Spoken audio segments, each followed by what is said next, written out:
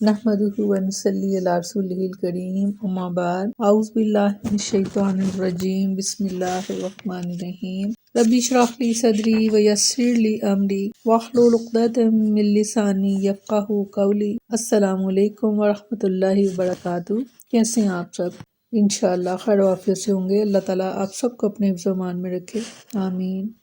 ثم آمین۔ 10واں پارہ سورۃ توبہ، آیت نمبر 73 to 78۔ لفظی ترجمہ: یا ایھا النبی، اے پیغمبر صلی اللہ علیہ وسلم، جہاد کریں کفارا کافروں سے، والمنافقین اور منافقین سے، واغلظ اور سختی کریں علیہم ان پر، ومأواہم اور ٹھکانہ ان کا جہنم ہے، وبئس المصیر اور بہت ہی بری ہے لوٹنے کی جگہ۔ یحلفون یہ قسمیں کھاتے ہیں باللہ اللہ کی، ما قالو نہیں کہا انہوں نے، ولقد اور تحقیق قالو انہوں نے کہا، کلمہ کفری کفر کا، وکفروا کفر کیا انہوں نے، بعد اسلامہم اپنے اسلام لانے کے بعد، وہموا اور انہوں نے ارادہ کیا، بما اس چیز کا جو لم نہیں ینالو کہ جو نہیں وہ پا سکے، وما اور نہیں ناکام انہوں نے انتقام لیا، الا مگر انجے کہ اغناہم اللہ کہ غنی کر دیا ان کو اللہ نے، ورسولہ اور اس کے رسول نے، من فضلہ اپنے فضل سے۔ فإن اگر یتوبوا وہ توبہ کر لے، یکو تو ہوگا خیرن بہتر لہم ان کے لیے، وإن اور اگر یتولوا وہ پھر جائیں، یعذبہم اللہ تو عذاب دے گا ان کو اللہ، عذابا علیما دردناک عذاب، فی الدنیا دنیا میں، والآخرۃ اور آخرت میں، وما لہم اور نہیں ہے ان کے لیے، من الارض زمین میں، من ولی کوئی دوست، ولا نصیر اور نہ ہی کوئی مددگار، ومنہم اور ان میں سے، من جو عاہدہ جنہوں نے عہد کیا اللہ سے، لئن اگر آتانا وہ دے ہمیں، من فضلہ اپنے فضل سے، لنصدقن تو ہم ضرور صدقہ خیرات کریں گے، ولنکونن اور ضرور ہم ہو جائیں گے، من الصالحین نیک لوگوں سے۔ فلما پھر جب آتاہم دیا ان کو، من فضلہ اپنے فضل سے، بخلوا تو انہوں نے بخل کیا، بھی اس میں، وتولوا اور وہ پھر گئے، وہم معرضون اور وہ تھے ہی پھرنے والے، فاعقبہم پس ان کی سزا میں کر دیا، نفاق فی قلوبہم ان کے دلوں میں، الی یوم اس دن تک، یلقونہ کہ اس سے ملاقات کریں گے، بما اس وجہ سے کہ اخلافو انہوں نے اخلاف کیا اللہ سے، ما وعدوہ کہ انہوں نے وعدہ کیا اس سے، وما بما اور اس وجہ سے، کانوا تھے، یکذبون جھوٹ بولتے۔ علم کیا نہیں، یعلم وہ جانتے، ان اللہ بے شک اللہ تعالیٰ، یعلم جانتا ہے، سرہم ان کے بھید، ونجواہم اور ان کے مشورے، وان اللہ اور بے شک اللہ تعالیٰ، علام الغیوب بہت جاننے والا ہے غیب کو۔ بے شک فرمایا، اے نبی صلی اللہ علیہ وسلم، کافروں اور منافقوں سے جہاد کریں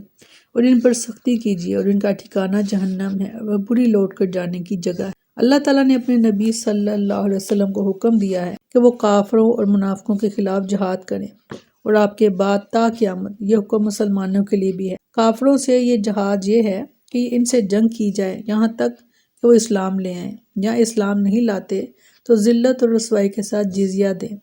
اور منافقین سے جہاد یہ ہے کہ دلائل اور براہین کے ذریعے ان کے خلاف حجت قائم کی جائے یہاں تک کہ وہ تائب ہو کر اسلام میں داخل ہو جائیں۔ اس کے بعد اللہ تعالیٰ نے فرمایا کہ مسلمانوں، کفار اور منافقین کے ساتھ نرمی کا برتاؤ نہ کرو، بلکہ ان کے ساتھ سختی سے پیش آؤ۔ سورۃ محمد میں فرمایا، تو جب تم ان لوگوں سے ملو کہ جنہوں نے کفر کیا تو گردنیں مارنا ہے، یہاں تک کہ جب انہیں خوب قتل کر چکو تو ان کو مضبوط باندھ لو، پھر بعد میں یا تو احسان کرنا ہے یا فدیہ لے لینا ہے، یہاں تک کہ لڑائی اپنے ہتھیار رکھ دے۔ سیدنا عبداللہ بن عمر رضی اللہ عنہ بیان کرتے ہیں کہ رسول اللہ صلی اللہ علیہ وسلم نے فرمایا، مجھے حکم دیا گیا ہے کہ میں لوگوں سے لڑتا رہوں یہاں تک کہ وہ اس بات کی شہادت دیں کہ اللہ کے سوا کوئی عبادت کے لائق نہیں، اور محمد صلی اللہ علیہ وسلم اللہ کے رسول ہیں، اور نماز قائم کریں اور زکوٰۃ ادا کریں، اور جب وہ یہ کام کریں گے تو انہوں نے مجھ سے اپنے خون اور مال محفوظ کر لیے مگر اسلام کے حق کے ساتھ، اور ان کے دلوں کی کیفیت کا حساب اللہ کے ذمہ ہے۔ فرمایا، وہ اللہ کی قسم کھاتے ہیں کہ انہوں نے بات نہیں کہی، حالانکہ بلا شبہ یقیناً انہوں نے کفر کی بات کہی اور اپنے اسلام کے بعد کفر کیا، اس چیز کا ارادہ کیا جو انہوں نے نہیں پائی، اور انہوں نے انتقام نہیں لیا مگر اس کا کہ اللہ اور اس کے رسول نے انہیں اپنے فضل سے غنی کر دیا۔ بس اگر وہ توبہ کر لیں تو ان کے لیے بہتر ہوگا، اور اگر منہ پھیر لیں تو اللہ انہیں دنیا اور آخرت میں دردناک عذاب دے گا، اور ان کے لیے زمین میں نہ کوئی دوست ہوگا اور نہ ہی کوئی مددگار۔ یحلفون باللہ ما قالوا، منافقین اپنی نجی مجالس میں کفریہ باتیں کرتے، لیکن پردہ چاک اور راز فاش ہونے پر جھوٹی قسمیں کھا کر مکر جاتے۔ جب ان سے پوچھا جاتا کہ فلاں فلاں بات تم نے کی ہے، اس پر وہ پختہ گواہیاں موجود ہیں، تو پینترہ بدل کر کہتے کہ ہاں وہ تو ہم ہنسی مذاق اور دل لگی میں ایسی باتیں کر رہے تھے، آپ نے ان کو سنجیدہ لے لیا ہے۔ یہ بدبخت اللہ تعالیٰ کی ذات، اللہ کی آیات اور نبی صلی اللہ علیہ وسلم کی پاکیزہ زندگی پر تباہ آزمائی کرتے ہیں، استغفار، سنگین قسم کا مذاق کیا کرتے ہیں۔ یہاں ہم قرآن کریم کے ایسے چند مقامات جو ہیں وہ ان میں ان کے پتہ چلے گا کہ کس قسم کی یہ باتیں جو ہے وہ کیا کرتے تھے۔ سورۃ نساء میں فرمایا، پھر کیسے گزرتی ہے اس وقت جب انہیں کوئی مصیبت اس کی وجہ سے پہنچتی ہے جو ان کے ہاتھوں نے آگے بھیجا، پھر آپ کے پاس اللہ کی قسمیں کھاتے ہوئے آتے ہیں، اور ہم نے تو بھلائی اور آپس میں ملانے کے سوا کچھ نہیں چاہا۔ اور سورۃ توبہ میں فرمایا، اور ان قریب وہ اللہ کی قسمیں کھائیں گے، اگر ہم طاقت رکھتے تو تمہارے ساتھ ضرور نکلتے، وہ اپنے آپ کو ہلاک کر رہے ہیں، اور اللہ جانتا ہے کہ بے شک وہ ضرور جھوٹے ہیں۔ اور فرمایا سورۃ توبہ ہی میں، اور وہ اللہ کی قسم کھاتے ہیں کہ بے شک وہ ضرور تم میں سے ہیں، حالانکہ وہ تم میں سے نہیں، اور لیکن وہ ایسے لوگ ہیں کہ جو ڈرتے ہیں۔ وَلَقَدْ قَالُوا كَلِمَةَ الْكُفْرِ وَكَفَرُوا بَعْدَ إِسْلَامِهِمْ، وہ کلمہ کفر کیا تھا جن منافقوں نے کہا تھا؟ قرآن نے یہاں اس کی تصریح نہیں کی، یہ اس لیے کہ یہ کوئی ایک آدھ واقعہ نہ تھا، بلکہ ان لوگوں نے کئی موقعوں پر ایسے کفر کے کلمے کہے تھے، جیسا کہ روایات میں مذکور ہے۔ مگر ہم اسی واقعے پر اکتفا کریں گے جو سورہ منافقون میں اجمالاً اور بخاری میں ذرا تفصیل سے مذکور ہے۔ سیدنا زید بن ارقم رضی اللہ عنہ بیان کرتے ہیں کہ میں ایک لڑائی میں تھا، میں نے عبداللہ بن ابی کو کہتے ہوئے سنا، اللہ کے رسول کے پاس جو وہ لوگ ہیں ان کو خرچ کے لیے کچھ نہ دیا کرو، یہاں تک کہ جب انہیں کچھ نہیں ملے گا تو یہ خود ہی نعوذ باللہ اللہ کے رسول کو چھوڑ کر چلے جائیں گے، اور اگر ہم اس لڑائی سے لوٹ کر مدینہ پہنچے تو جو عزت والا ہے اور وہ ذلت والے کو نکال باہر کرے گا۔ میں نے عبداللہ بن ابی کی یہ گفتگو اپنے چچا یا سیدنا عمر رضی اللہ عنہ سے بیان کی، انہوں نے رسول اللہ صلی اللہ علیہ وسلم سے اس کا ذکر کیا، آپ صلی اللہ علیہ وسلم نے مجھے بلا بھیجا، میں نے آپ سے بھی سارا واقعہ بیان کر دیا۔ آپ صلی اللہ علیہ وسلم نے فرمایا، انہوں نے عبداللہ بن ابی اور اس کے ساتھیوں کو بلا بھیجا، مگر انہوں نے قسمیں کھائیں کہ ہم نے ہرگز ایسا نہیں کہا، چنانچہ رسول اللہ صلی اللہ علیہ وسلم نے مجھے جھوٹا قرار دے دیا اور عبداللہ کو سچا جانا۔ اس سے مجھے اتنا رنج ہوا کہ جیسا رنج کبھی نہیں ہوا تھا۔ میں اپنے گھر بیٹھ گیا، چچا کہنے لگے کہ تم نے یہ کیا کیا؟ اب تو رسول اللہ صلی اللہ علیہ وسلم نے تم کو جھوٹا قرار دے دیا اور وہ تم سے ناراض بھی ہو گئے۔ چنانچہ اس وقت اللہ تعالیٰ نے میری تائید میں یہ آیات نازل فرما دی، سورۃ منافقون کی، کہ نبی صلی اللہ علیہ وسلم نے مجھے بلایا اور پھر سورہ منافقون پڑھ کر سنائی۔ آپ نے فرمایا، اے زید، تم کو اللہ نے سچا کر دیا، سبحان اللہ۔ وَهَمُّوا بِمَا لَمْ يَنَالُوا، اور اس چیز کا ارادہ کیا جو انہوں نے نہیں پائی، یعنی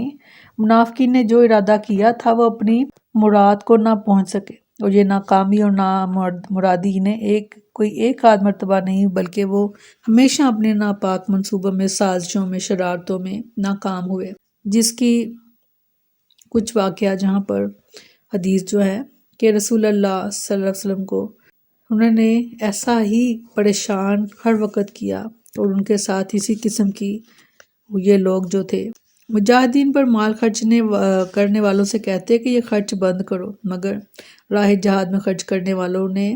بے مثال داستانیں جو ہیں وہ قائم کی۔ منافقین یہودیوں کو مدینہ میں آباد دیکھنا چاہتے تھے، مگر اللہ نے انہیں برباد کیا۔ منافقین عبداللہ بن ابی کو تاج سلطانی پہنا کر صاحب عزت دیکھنا چاہتے تھے، مگر اللہ نے اسے ذلیل کیا۔ یہ لوگ مجاہدین کی شکست کے خواہاں تھے، مگر اللہ تعالیٰ نے فتح و نصرت عطا فرمائی۔ یہ لوگ میدان تبوک میں مجاہدین کا خون بہتا دیکھنا چاہتے تھے، مگر اللہ تعالیٰ نے دشمن کو سامنے آنے کی ہمت ہی نہ دی۔ ناکامیوں کی فہرست میں سر فہرست رسول اللہ صلی اللہ علیہ وسلم کو استغفار شہید کرنے میں ناکامی ہے۔ صحیح مسلم کی درج ذیل حدیث اس واقعے پر پوری روشنی ڈالتی ہے، جو ابو طفیل بیان کرتے ہیں کہ ایک دفعہ سیدنا حذیفہ بن یمان رضی اللہ عنہ کی عقبہ والے ایک شخص سے تلخ کلامی ہو گئی۔ یہ منافقین کا ایک گروہ تھا جنہوں نے تبوک سے واپسی پر عقبہ جگہ میں رسول اللہ صلی اللہ علیہ وسلم کو استغفار شہید کرنے کا پروگرام بنایا تھا۔ دوران بحث میں اس نے کہا، میں آپ کو اللہ کی قسم دے کر پوچھتا ہوں کہ عقبہ والے کتنے لوگ تھے؟ سیدنا حذیفہ رضی اللہ عنہ گریزاں نظر آئے تو لوگوں نے ان سے کہا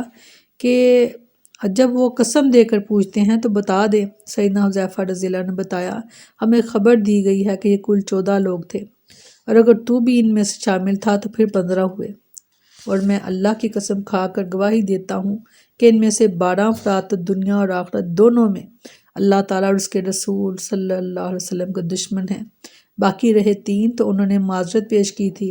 کہ دراصل ہم نے رسول اللہ صلی اللہ علیہ وسلم کے منادی کی آواز ہی نہیں سنی، اور نہ ہمیں معلوم تھا کہ ان منافقین کا ارادہ کیا ہے۔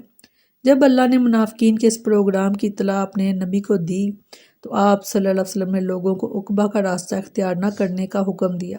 اور خود آپ نے چند صحابہ کے ساتھ اس راستے کو اختیار کیا،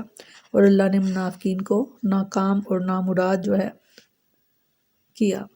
سیدنا حذیفہ بن یمان رضی اللہ عنہ بیان کرتے ہیں کہ رسول اللہ صلی اللہ علیہ وسلم نے فرمایا، میری امت میں سے 12 منافق ایسے ہیں جو نہ جنت میں جائیں گے اور نہ اس کی خوشبو پائیں گے، یہاں تک کہ اونٹ سوئی کے سوراخ میں سے گزر جائے۔ 8 کے کندھوں پر آتشی پھوڑا ہوگا، استغفار کے جو سینے تک پہنچے گا اور انہیں ہلاک کر دے گا۔ منافقین کے لیے ایک عذاب تو یہ تھا کہ وہ دنیا کے لحاظ سے بڑے مالدار تو تھے، لیکن اس کے ساتھ وہ ذی وقار اور صاحب عزت بننے کی بھی کوشش کرتے، مگر ہمیشہ ذلیل رہتے۔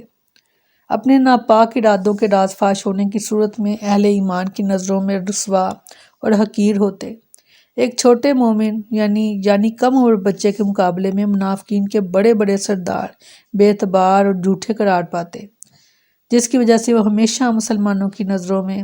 نکو اور چھوٹے بن کر رہے۔ جھوٹی قسمیں کھا کر وہ اپنی عزت اور آبرو کا محل تعمیر کرتے، اور ایک بچے کی شہادت پر وہ محل زمین بوس ہو جاتا۔ یہ حسرت بڑی نگاہوں سے شرمندگی کے گہرے گڑھے میں گرتے، اور ان کی دنیا کبھی اچھی نہیں رہی، اور آخرت تو ہے ہی ان کے لیے باعث ندامت اور دردناک عذاب کا مرحلہ اور حسرت اور افسوس کا دن۔ سیدنا انس رضی اللہ عنہ بیان کرتے ہیں کہ نبی صلی اللہ علیہ وسلم نے فرمایا، اللہ تعالیٰ اس شخص سے فرمائے گا جسے جہنم میں سب سے ہلکا عذاب ہوگا، اگر تیرے پاس دنیا اور جو کچھ اس میں ہے وہ سب کچھ ہوتا تو کیا تو اس کو فدیے میں دے دیتا اور اپنے آپ کو عذاب سے چھڑاتا؟ وہ بولے گا ہاں۔ اللہ تعالیٰ فرمائے گا، میں نے تو اس سے بہت آسان بات چاہی تھی جس میں کچھ خرچ نہ تھا، جب تو ابھی آدم علیہ السلام کی پشت میں تھا، کہ تو شرک نہ کرنا، میں تجھے جہنم میں داخل نہیں کروں گا، لیکن تو نے نہ مانا اور شرک کیا۔ اللہ تعالیٰ ہمیں ہر طرح کے شرک سے، ہر طرح کی منافقت سے محفوظ رکھے، آمین ثم آمین۔ السلام علیکم ورحمۃ اللہ وبرکاتہ۔